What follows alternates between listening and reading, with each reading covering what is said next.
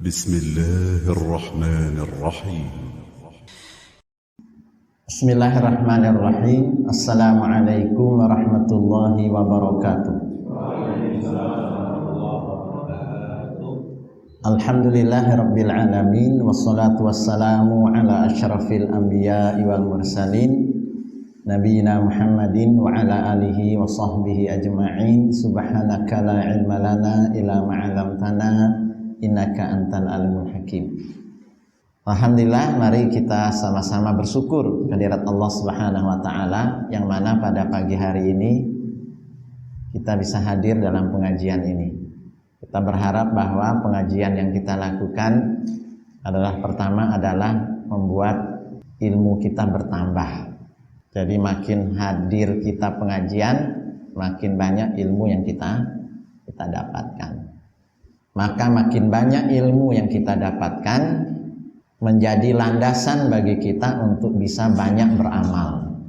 Jadi agar amal yang kita kerjakan itu soleh, maka dia juga harus dilandasi dengan ilmu yang bermanfaat. Karena itu di antara nanti yang ditanya pada hari kiamat yang tidak seorang pun luput dari pertanyaan adalah an ilmihi madza amila bihi, tentang ilmunya sejauh mana dia terapkan. Nah, jadi kita punya tanggung jawab ya, berusaha semaksimal mungkin untuk menambah ilmu dan wawasan sebagai landasan bagi kita untuk banyak beramal soleh. Nah, oleh karena itulah mudah-mudahan tradisi menghadiri pengajian itu menjadi keperluan kita ya, menjadi hajat kita, seperti hajat kita yang senantiasa berusaha untuk bisa beribadah, hadir sholat berjamaah 5 waktu. Nanti Ramadan kita berpuasa, ada kewajiban tadi mencari nafkah. Sebetulnya status menuntut ilmu itu juga seperti itu. Karena itu Nabi bersabda, thalabul ilmi faridatun ala kulli muslim. Ya, menuntut ilmu wajib bagi setiap muslim.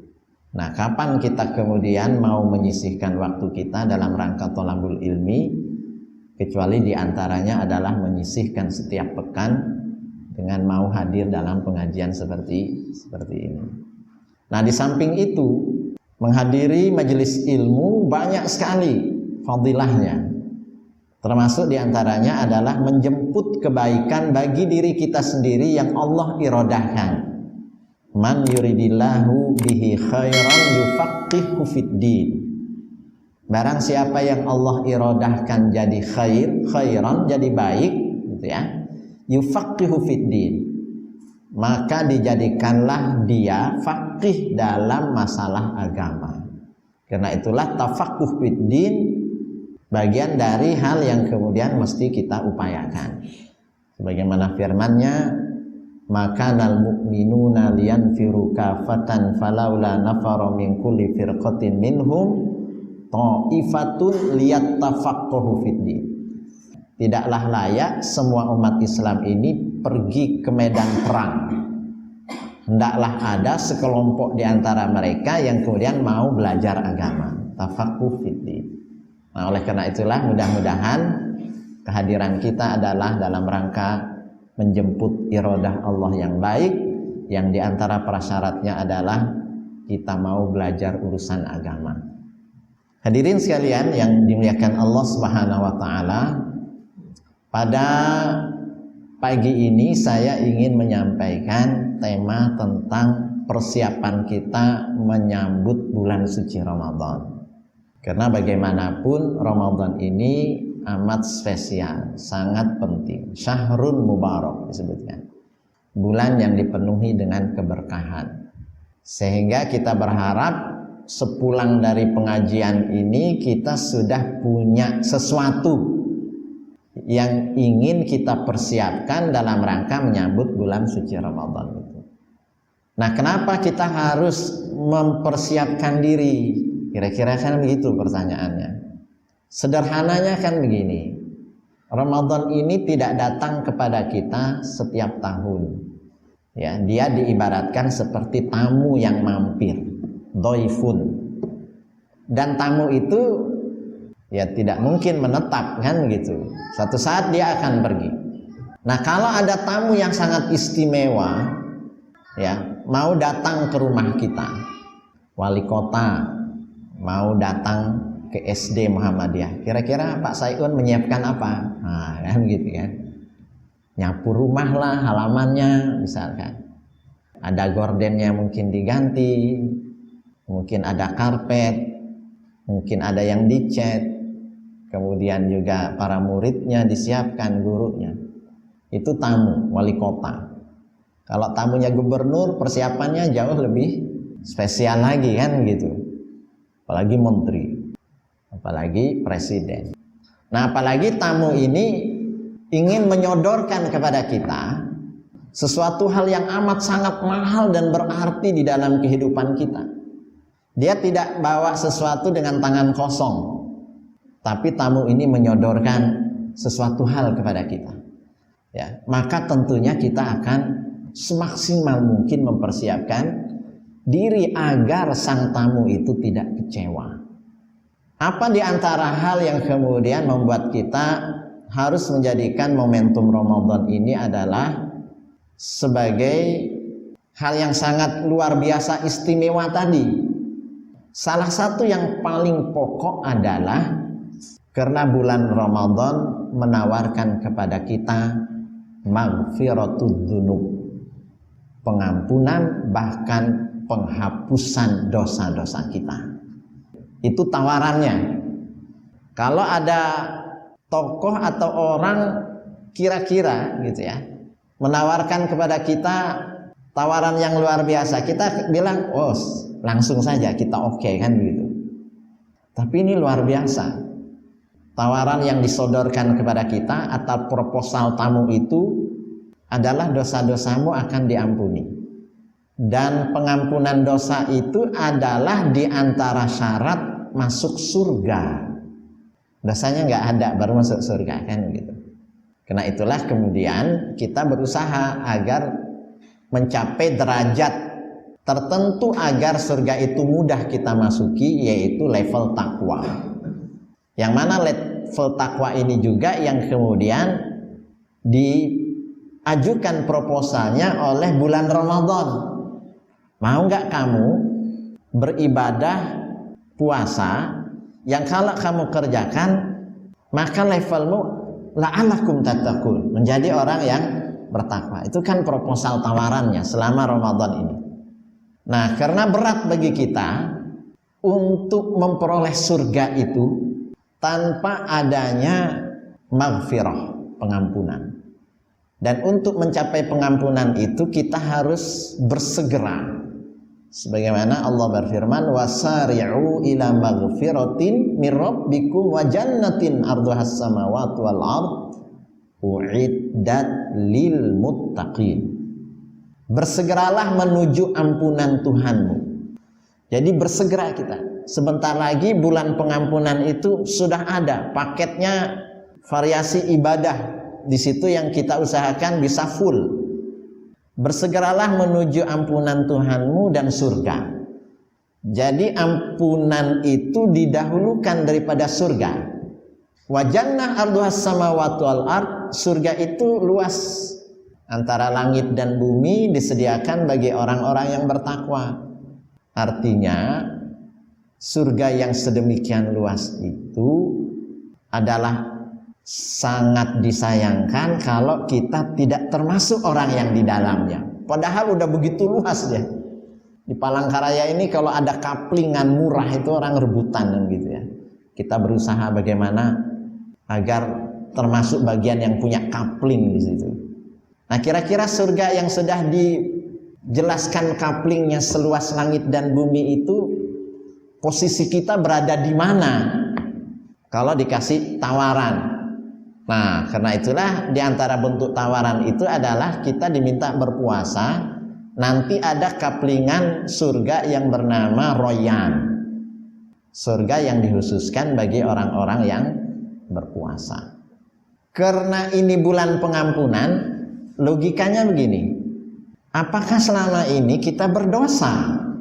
Lalu kemudian dosa itu harus diampuni. Ya tanyalah kepada diri kita sendiri.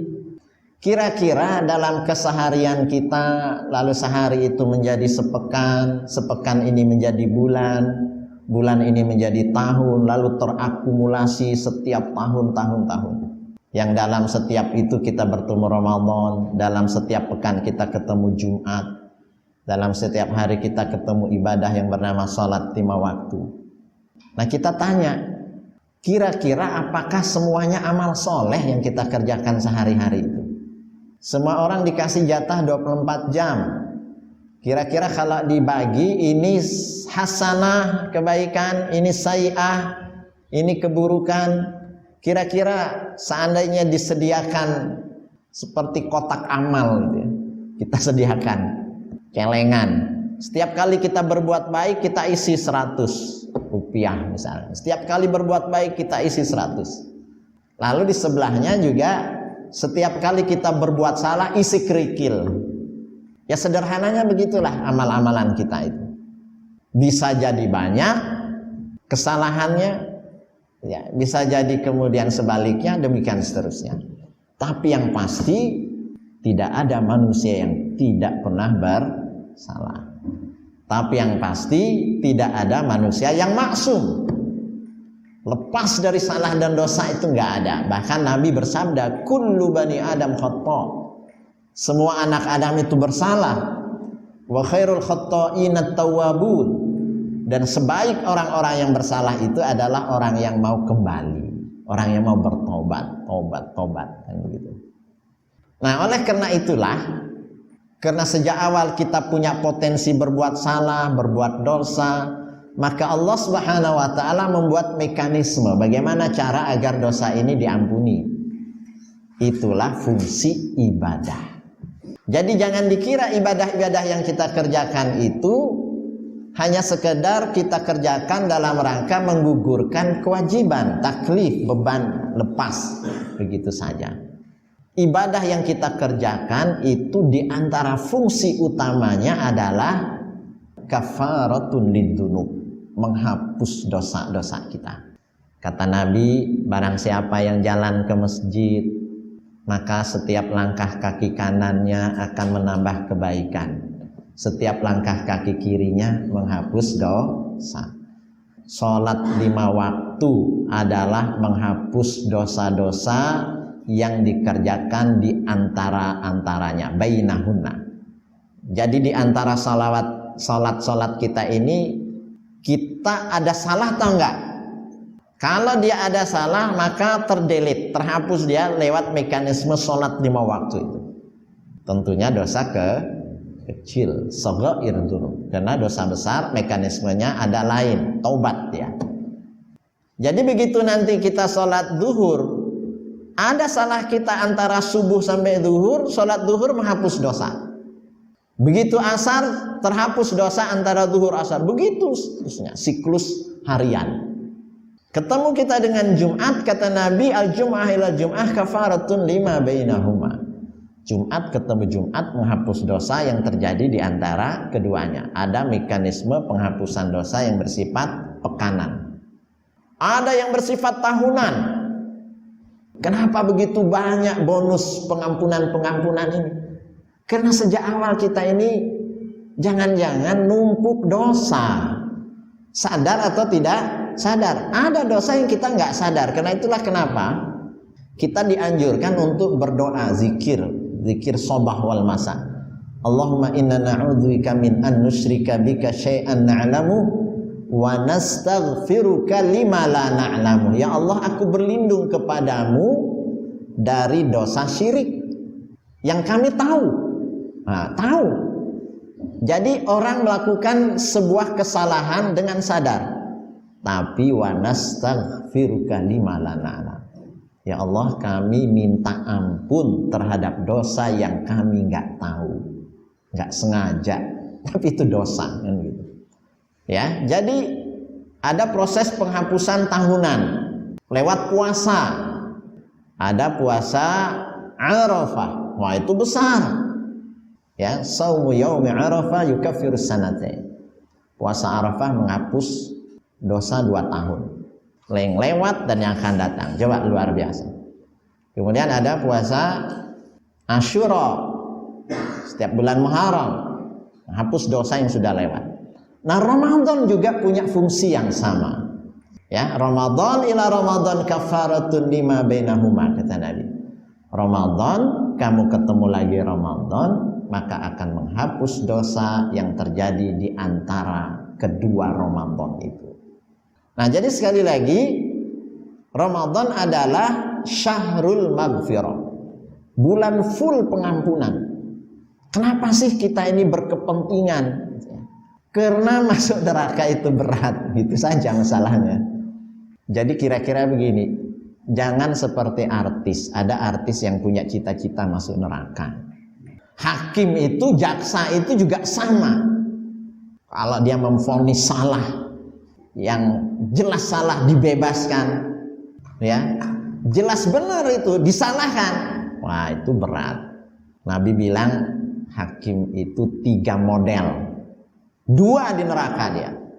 Berarti banyak hakim itu yang masuk neraka. Jaksa, hati-hati. Disebutkan bahwa ya, nomor 1 gitu ya, salah benar itu dia tahu. Salah benar itu sengaja dia yang salah dibenarkan, yang benar disalahkan. Tahu dia orang itu jelas melakukan pembunuhan misalkan, tapi lalu kemudian divonis tidak bersalah, misalkan seperti itu. Nah, yang kedua itu kata Nabi, dia nggak tahu benar, nggak tahu salah, vonis saja.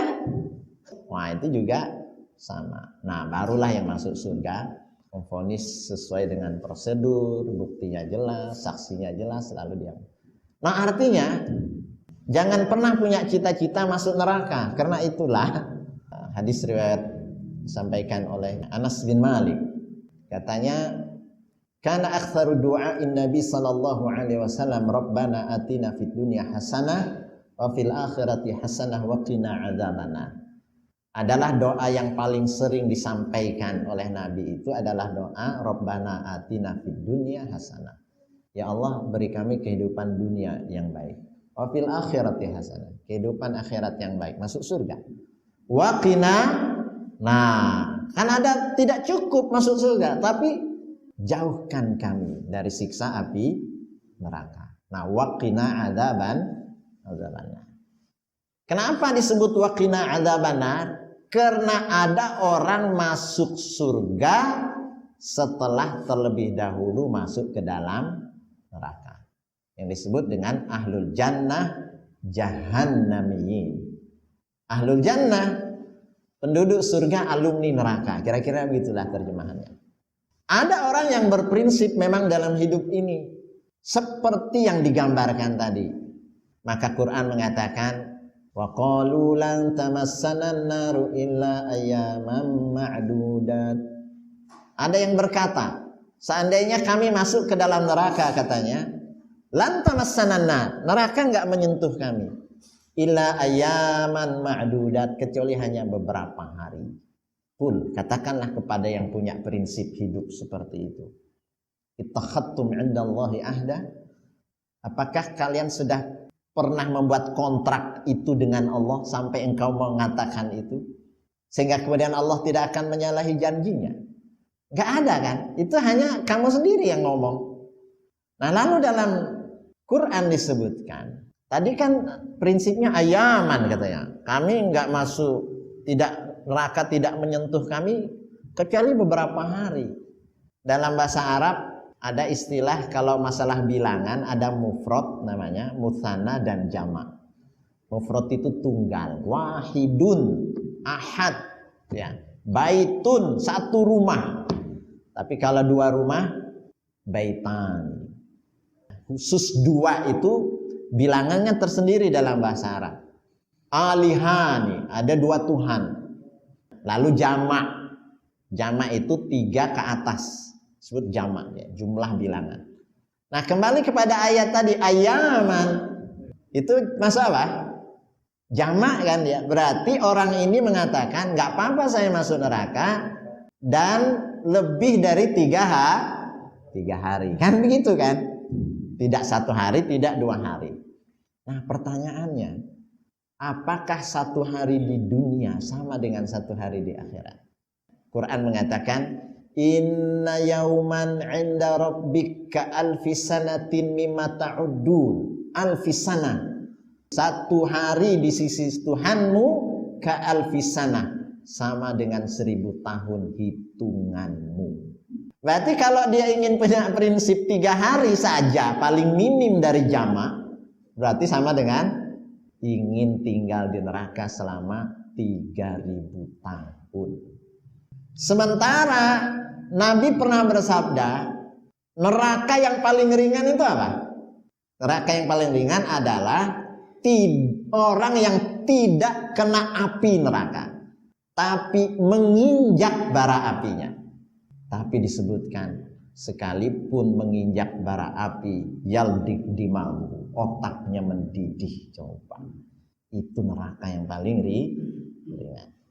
Dan itu diberikan kepada orang kafir yang paling berprestasi di dalam Islam. Wah, siapa itu? Abu Thalib. Nabi, ada nggak prestasinya? Iya, bantu dia, dibelanya nih. Karena itu kan tatkala Abu Thalib wafat, Nabi kan sedih, sehingga disebut dengan tahun berduka kan pada saat Abu Thalib wafat. Apalagi wafatnya sampai akhir hayat tidak mengucapkan 2 kalimat syahadat. Sampai saking sedihnya Nabi, bahkan berharap pamannya ini akan dibela, diberikan syafaat. Nabi sampai bermohon kepada Allah agar diampuni dosa-dosa pamannya. Walaupun akhirnya turun ayat kan, maka nalin nabiyyi walladzina amanu ayastaghfiru lil musyrikin walau kanu uli qurba. Enggak boleh bagi Nabi dan orang-orang yang beriman memohonkan ampun bagi orang musyrik sekalipun itu kerabat dekatnya, uli qurba. Turun ayat yang juga menghibur Nabi masalah hidayah. Innaka la tahdi man ahbabta walakinnallaha yahdi man yasha. Wahai Muhammad, kamu nggak bisa ngasih hidayah pada seorang man ahbabta, sekalipun itu orang yang engkau cintai. Walakinnallaha yahdi man yasha. Kan tapi hanya Allah yang ngasih hidayah. Wafat Abu Thalib, tapi ada prestasinya. Karena itu ada sebagian menyatakan karena pernah didoakan Nabi, karena pernah juga diminta kepada Allah agar diampuni dosa-dosanya, sehingga dianggap ada syafaat Nabi kepadanya. Karena itulah nerakanya paling ringan, tapi seringan-ringannya adalah dia tidak kena apinya, hanya tersentuh baranya, itu pun otaknya mendidih. Coba. Yang masuk neraka ada juga paman Nabi juga. Siapa? Abu Lahab. Turun juga ayatnya. Begitu menentang dakwah Nabi, ya, istrinya juga terlibat. Ya, jadi profil keluarga neraka ada di Quran. Jadi ada profil keluarga surga. Tapi di Quran ada juga profil keluarga neraka. Padahal kalau Anda baca sejarah, bapak-bapak baca sejarah, itu termasuk besan Nabi itu. Nabi itu pernah menikahkan 2 putrinya dengan anak pamannya ini. Tapi tidak menghalang kalau dia bersalah, ya sampai akhir hayatnya menentang, bahkan kemudian memang akhirnya harus bercerai dan berpisah karena beda prinsip. Maka Quran mengatakan, tabat syada abi lahabi watab, celaka kedua tangan Abu Lahab, dan tabba, betul-betul celaka dia. Ma'agna anhu maluhu wa makasab. Enggak ada gunanya harta dan apa yang ia usahakan. Kenapa? Sayasla naron. Yasla bermakna yadkhul. Sayadkhul naron. Dia masuk ke dalam api neraka. Yang zatul lahab, memiliki api yang ya bergejolak. Apakah cuma dia? Wamro'atuhu, istrinya juga. Imro'ah, mar'ah, perempuan kan gitu. Karena neraka itu berat, itulah kenapa kemudian kita ini berharap masuk surga itu tanpa tersentuh dengan siksa neraka. Karena itulah kita berharap dosa-dosa kita ini diampuni. Nah, kapan proses mempermudah bagi kita untuk menghapus dosa-dosa itu? Ramadan lah momentumnya. Karena itu nanti dibaca lillahi utaqa disebutkan. Lillahi apa artinya? Bagi Allah utaqa'u minanna. Orang-orang yang terbebas dari siksa neraka. Setiap malam Allah bebaskan. Fi kulli lailatul Ramadan. Setiap malam Ramadan, fulan disebutkan. Dipilih dari sekian banyak hamba-hambanya ini. Mudah-mudahan kita adalah bagian dari itu kan. Amin. Nah, oleh karena itulah hadis-hadis Nabi terkait dengan Ramadan itu banyak kaitannya dengan ampunan. Nah, diantaranya yang terkenal, man shoma ramadhana imanan wahtisaban ghufira lahu ma taqaddama min dzambihi. Barang siapa puasa Ramadan karena iman, karena Allah memanggilnya ya ayyuhalladzina amanu kutiba alaikumusiyam, kan begitu. Karena panggilan iman dan berharap ridha Allah, diampuni. Ghufira lahu ma taqaddama min dzambihi. Diampuni dosanya. Tidak hanya siam di siang hari, tapi yang melakukan tarawih juga ada hadisnya. Man qama ramadhana imanan wahtisaban ghufira lahu ma taqaddama min dzambihi. Barang siapa yang melakukan qiyam Ramadan, nah, berarti malam hari kan. Kita selain Ramadan menyebutnya qiyamul lail. Tapi Nabi menyatakan qama ramadhana, qiyam karena Ramadan. Ini yang dijadikan salah satu dalil salat tarawih, karena ada qiyam yang khusus pada Ramadan.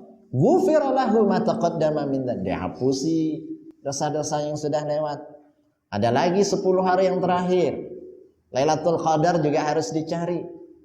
Man qama lailatul qadri imanan wahtisaban ghufira lahu ma taqaddama min dzambihi. Barang siapa qiyam dalam rangka mencari, mengejar Lailatul Qadar, imanan, karena iman dan mengharap ridha Allah, sama juga diampuni. Coba hadis-hadisnya masalah pengampunan. Bahkan 10 hari yang terakhir bukan pengampunan lagi, apa? Permaafan. Afuun, al-afu. Aisyah bertanya, ya Rasulullah, kalau saya bertemu dengan malam Lailatul Qadar, atau saya dalam proses ingin mencari malam Lailatul Qadar itu, apa amalan doanya? Maka Nabi mengajarkan, kamu baca Allahumma innaka afuun tuhibbul afwa fa'fu anni. Nah, ini 10 hari terakhir, perbanyak nanti kita baca. Ya Allah, sesungguhnya engkau pemaaf. Kalau ghafur kita udah sering kan, mengampuni. Tapi ini memaaf. If afun tuhibbul afwa, suka sekali memaafkan, suka kemaafan. Fa'fu anni, maafkanlah diriku. Jadi permaafan itu secara khusus di 10 hari yang terakhir. Nah, karena itu Nabi mewanti-wanti begini. Celakalah orang, kata Nabi, Ramadan datang kepadanya, dikasih dia karunia nikmat bertemu dengan Ramadan, lalu dia keluar, walam yughfar lahu, sementara dosa-dosanya tidak terampuni. Inilah yang disebut dengan orang rugi tadi. Tamunya datang menyodorkan sedemikian banyak hal, tapi begitu keluar Ramadan tidak ada sama sekali dosanya yang diampuni. Itu orang rugi, kata Nabi. Nah, oleh karena itulah kenapa orang begitu berharap, ya Allah, Ramadan ini tolong antar, ya, balighna Ramadan, kan begitu, antar saya. Nanti Bapak lihat video atau tayangan doa Sudes pada saat khatmul Quran biasanya. Jadi di sana itu ada hataman Quran lewat bacaan sholat tarawih. Jadi dibacanya itu malam ke-29 atau 30. Dibacanya habis sami Allahu liman hamidah. Artinya sebenarnya itu doa kunut tapi panjang. Ya, doa di akhir Quran itu yang dibaca di antaranya. atau pada malam 27. Karena dianggap dalilnya paling banyak perkiraan bahwa Lailatul Qadar itu pada malam 27. Karena itu di Mekah itu paling full orang ibadah datang ke masjid, ada yang bareng umroh, ada yang hanya sekedar datang, itu malam 27 dan malam 29. Nah, pada saat itu tatkala Sudes berdoa sampai kepada Allahumma a'id alaina ramadhana adidah. Ya Allah, ulang-ulangkanlah bagi kami Ramadan sesering mungkin. Ramadhana adidah. Itu nanti untuk dengar. Pada nangis tuh. Karena kita nggak tahu Ramadan depan itu seperti apa. Padahal apakah dosa kita diampuni? Allahumma a'id alaina ramadhana adida. Itu pada nangis itu jamaahnya. Allah alam yang nggak ngerti bahasa Arab. Karena lihat yang lain nangis mungkin dia ikut nangis juga. Ya tapi sama maksudnya apa? Karena orang sangat kepingin Ramadan itu pengampunan dosa. Nah oleh karena itulah ya, ini kesempatan, momentum bagi kita. Begitu banyak salah dan dosa kita yang kita lakukan secara vertikal, hablun minallah, apalagi secara horizontal, hablun minannas. Kita pasti ada salah sama istri, orang terdekat dengan kita yang mendampingi hidup kita selama ini. Orang yang sangat dekat dengan kita, walaupun orang tua, belum tentu kita nggak punya salah sama anak-anak kita. Kita punya murid, kita punya teman, rekan, begitu banyak kita ini salah. Bahkan ada yang disebut dengan dosa interaksi. Saya nggak ingin berdosa, tapi gara-gara berinteraksi, akhirnya saya berdosa. Terpaksa berdosa, Pak. Karena justru kita berhubungan. Maaf, kenapa kita bisa bersalah sama istri kita? Karena dia istri kita. Coba dia istri orang. Saya bersalah sama orang lain. Gara-gara dia istri kita lah akhirnya saya bersalah sama dia.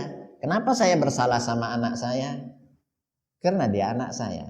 Coba dia tidak tinggal di rumah dan bukan turunanku, saya nggak akan pernah bersalah sama dia. Ada orang rumahnya di pinggir sungai. Begitu azan subuh, belum ada kamar mandi, dia ingin wudhunya di sungai. Dan masih banyak kan kampung-kampung di Kalimantan ini yang belum ada fasilitas MCK yang bagus gitu ya, apalagi untuk ibadah pisah laki perempuan. Nah, apa yang saya maksudkan dosa yang kita nggak ingin berdosa tapi berdosa? Kita ini dengar adzan mau ibadah, kemudian berwudu, selesai wudu bersih kan, bahkan dosa itu berguguran lewat wudu kata Nabi, tatasaqat ad-dzunub. Sampai tetes terakhir itu berguguran dosa-dosa kita. Ternyata ada orang di samping rumah itu yang punya batang, keluar dia, perempuan, tapi maaf pakai sarungnya sampai sini. Akhirnya dia keluar juga. Kita lihat kan gitu. Padahal kita habis terhapus ini dosa-dosa lewat mata tadi. Gara-gara dia adu dosa lagi saya. Itulah yang saya sebut dengan kita nggak ingin berdosa tapi terpaksa berdosa karena kita berinteraksi dengan banyak orang. Dan begitu banyak interaksi yang kita lakukan dalam hidup ini yang melahirkan sedemikian banyak dosa, baik disengaja ataupun tidak kita sengaja. Nah, oleh karena itulah kata Ibnu Qayyim, itulah hikmahnya kenapa 10 hari terakhir Ramadan itu kamu diminta iktikaf. Seolah-olah silahkan kamu berinteraksi selama 11 bulan 20 hari. Yang kamu banyak dosa di situ. Tapi tolong 10 hari kamu hanya berkomunikasi dengan Allah saja. Untuk meminimalisir dosa, kamu iktikaf di masjid. Wa antum akifuna fil masajid, kata Quran. Antum iktikaf di masjid, jangan ke Batang, jangan ke mall. Tapi itulah godaannya 10 hari terakhir pada ke mall. Mestinya lazismu mengumpulkan zakat mal, tapi pada ke mall, akhirnya zakat mall, bukan zakat mal. Nah, karena itu sedemikian banyak fasilitas yang diberikan bagi kita ya selama puasa itu, maka ibadah-ibadah yang dijanjikan kepada kita selama Ramadan itu juga luar biasa. pelipat gandaan kan gitu, berlipat-lipat yang kita baca. Diberikan fasilitas kemudahan, setan-setan dibelenggu kan gitu. Pintu surga dibuka, pintu neraka ditutup. Orang ingin mencari kebaikan mudah selama Ramadan itu. Karena itulah di antara kata kunci agar Ramadan kita itu sukses adalah kita harus mengingat dua kata-kata. Yang pertama, banyakin. Maksudnya kebaikan. Ya, jadi begitu Ramadan tiba, yang ada di benak kita ada yang harus saya kerjakan banyak. Misalkan sederhananya, saya setiap hari udah baca Quran, Ustaz. Berapa lembar? 2 lembar. Ramadan, banyakin. Saya udah selalu sholat 5 waktu, banyakin sholat rawatibnya. Saya udah biasa sedekah, Ustaz. Ramadan, banyakin. Begitulah prinsipnya, banyakin terus amal ibadah apapun. Ini diambil dari riwayat karena Rasul sallallahu alaihi wasallam ajwadan nas. Adalah Nabi sallallahu alaihi wasallam manusia terbaik wa ajwad ma yakunu fi Ramadan, dan menjadi manusia lebih baik lagi tatkala Ramadan tiba. Nah, lalu yang kedua, kata kuncinya adalah berubah. Jadilah manusia yang berubah. Kalau Ramadan tiba tidak seperti kita 11 bulan berikutnya. Saya menjadi manusia yang berubah. Berubah pola tidur, mau nggak mau. Makan saja kita berubah polanya, waktunya juga berubah kan. Rubahlah perilaku. Saya ini suka emosi, Ustaz. Saya suka marah. Ramadan tolong dirubah. Bikin komitmen sama istri. Istri, ini Ramadan, ini spesial. Saya minta selama Ramadan kita nggak boleh ada marah-marahan. Bikin komitmen-komitmen seperti itu karena kita ingin menjadi manusia yang berubah. Nah, yang terakhir yang ingin saya sampaikan secara ringkas, untuk menyiapkan Ramadan itu perlu kesiapan kita secara spiritual, secara mental. Ya, doa mulai sekarang. Kita tes nanti malam tahajud. Karena nanti kita akan 30 hari kita tarawih kan gitu. Kalau ingin nambah juga dipersilahkan. Karena sebagian menyebutkan qiyam Ramadan itu tidak dibatasi dengan jumlah. Karena itulah di Mekah Madinah itu 20. Nah, jadi sekali lagi siapkan mulai sekarang. Baca Quran coba sekarang. Betah nggak kita berlama-lama? Nanti Ramadan biar kita sudah tidak kaget kan. Kenapa Nabi menganjurkan memperbanyak puasa pada bulan Sya'ban? Itu juga untuk menyiapkan Ramadannya biar sukses. Karena kalau tanpa sekali ada kesiapan ini, begitu Ramadan tiba melemah ya terkadang itu semangatnya. Karena itu dites mulai sekarang. Bacaan Quran, qiyamul lail, kemudian puasa sunnah pada bulan Sya'ban yang kata Aisyah Nabi paling banyak puasa sunnah itu pada bulan Sya'ban. Ma ra'aitu aktsar siyaman minhu min Sya'ban. Saya tidak melihat, kata Aisyah, Nabi yang paling banyak puasa melainkan bulan Sya'ban. Ini persiapan. Yang kedua, persiapan dari sisi, kalau tadi persiapan spiritual, mental, persiapan juga dari sisi intelektual, persiapan fikih siam. Baca lagi ini mulai sekarang nih. Kenapa sih Ramadan itu afdol, utama, baik, bagus, penuh berkah? Nah, apalagi nanti dia posisinya punya istri, nanti mau mudik. Kalau mudik gimana statusnya? Istri melahirkan, ini ada yang menyusui, ini bagaimana statusnya? Saya punya kakek tua renta, ini puasanya gimana? Nah, kan banyak pertanyaan masalah fikih. Persiapkanlah dari sisi intelektual tentang keilmuan. Terutama bagi kita itu, mana sih yang afdol? Itu kan banyak sebetulnya afdolnya Ramadan itu. As-saumu junnah, kata Nabi. Puasa itu tameng. Dalam hadis qudsi, as-saumu li wa ana ajzi. Apa maknanya? Kata Allah, puasamu itu untukku. Wa ana ajzibi. Saya yang ngasih pahala langsung. Mulutnya orang puasa itu lebih wangi daripada mis. Padahal bau. Tapi ini maksudnya apa kan gitu. Kan banyak itu hadis-hadis tengah afdolnya Ramadan untuk memotivasi kita. Nah, ini kesiapan dari sisi intelektual. Persiapan selanjutnya adalah dari sisi finansial. Minimal kita itu bisa sahur dan buka secara normal. Karena ini kaitannya dengan ibadah. Hadis Nabi mengatakan, Manusia berada dalam kebaikan ma'ajjalul fitr, selama dia menyegerakan berbuka. Berarti ada yang kita makan kan gitu. Tasahharu fa inna fis sahuri barakah. Sahurlah kamu, karena pada saat sahur itu ada keberkahan. Gimana ini ya? Sahur berkah, bukanya juga. Kalau dalam bukunya Ibnul Qayyim tentang bab siam, Nabi itu katanya kalau buka puasa ala rutobat, memakan kurma yang masih basah. Fa illam yajid, kalau nggak ada fa'alat tamar, maka pakai kurma kering. Nah, kurma kering itu yang nyampe ke kita itu namanya tamar, tumur. Kalau nggak ada, kayaknya minum air putih. Tapi kalau kita ngikutin ini, wah berarti perlu kurma kan gitu ya. Berarti perlu duitnya juga, berapa harga kurma kan gitu. Berarti ada kesiapan. Sahur pun juga sama. Ada ustadz saya dulu orang Yordan. Kata dia orang Indonesia itu kalau sahurnya ribet. Coba kata dia, istri kita itu rata-rata bangun jam berapa untuk menyiapkan sahur. Kata dia, Nabi itu kan mengakhirkan sahur. Berarti pola makan Nabi ini mepet-mepet dia dengan adzan. Kira-kira begitulah sahurnya kan gitu.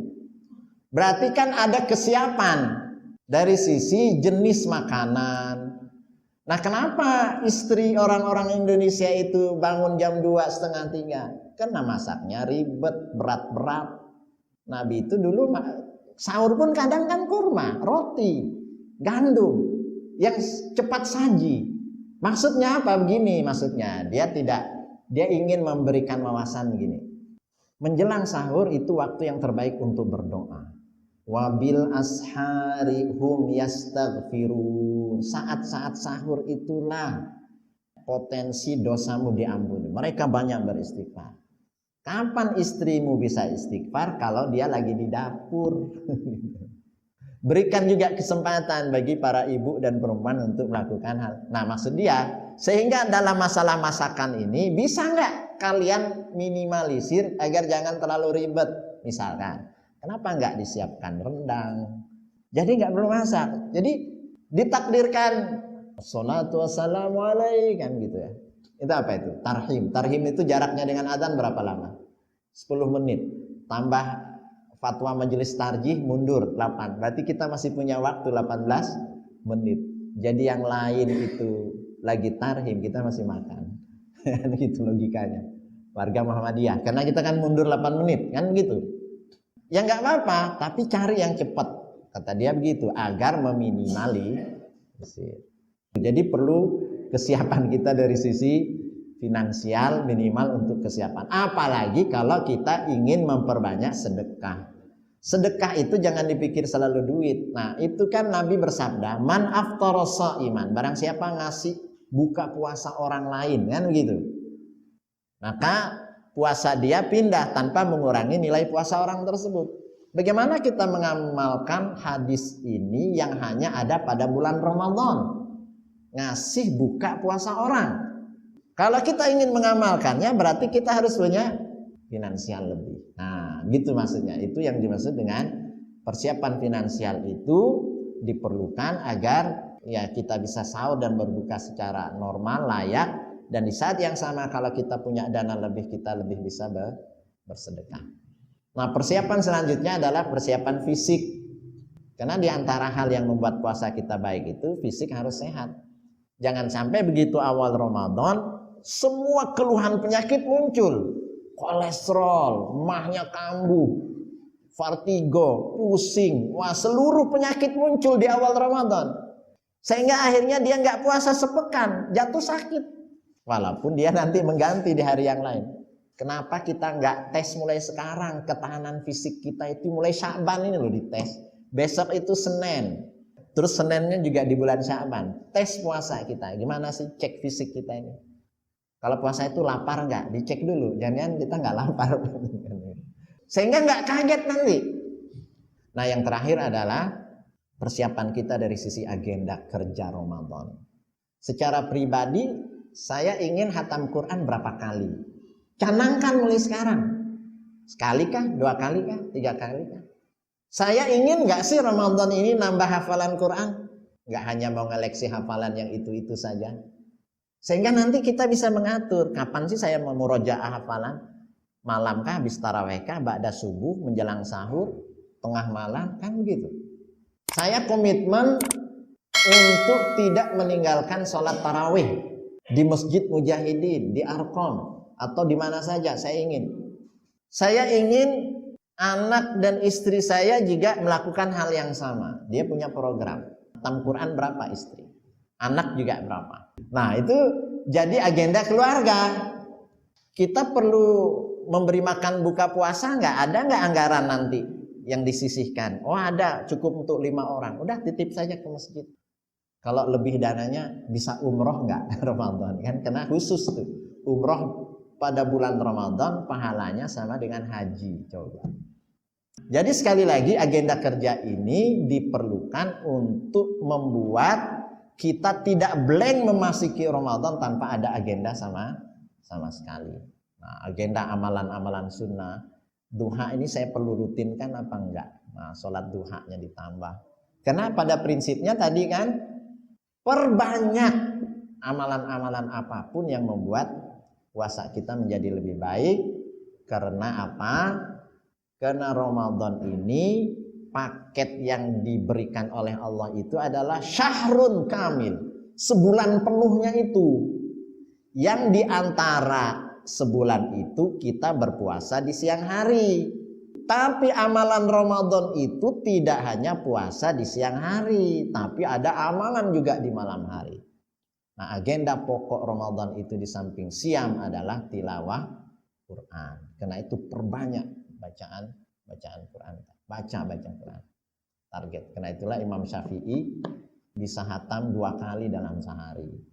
Dan hal itu tidak mungkin kalau dia tidak merubah pola tidur. Karena orang puasa itu secara fikih tidak makan, tidak minum, tidak berhubungan suami istri dari terbit fajar hingga terbenam matahari. Bisa saja dia akhirnya minum obat tidur. Sehingga selama 30 hari dia tidur, Pak. Dia hanya bangun untuk menunaikan sholat. Begitu azan maghrib dia buka. Begitu. Puasa enggak? Secara fikih dia puasa. Dan dia mampu menahan. Ada lagi selama habis sahur sampai buka puasa kerjaannya main game, Pak. Kalau ditanya puasa enggak dia secara fikih? Puasa. Karena dia enggak buka.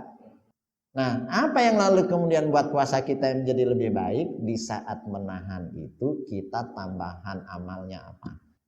Ada yang baca buku, ada yang baca Quran, ada yang sholat. Nah, inilah yang membuat kemudian variasi ibadah yang sedemikian banyak. Itulah yang membuat puasa kita makin berbobot. Kiranya ini yang bisa disampaikan. Semoga kita lebih memiliki kesiapan untuk menjadikan agenda Ramadan itu adalah bulan perbaikan bagi kita, ya, dan bulan peningkatan bagi amal ibadah kita yang sasaran utamanya adalah agar dosa-dosa kita diampuni, lalu kemudian kita berhak mendapatkan surganya. Aqulu qauli hadza wastaghfirullah li wa lakum. Assalamualaikum warahmatullahi wabarakatuh.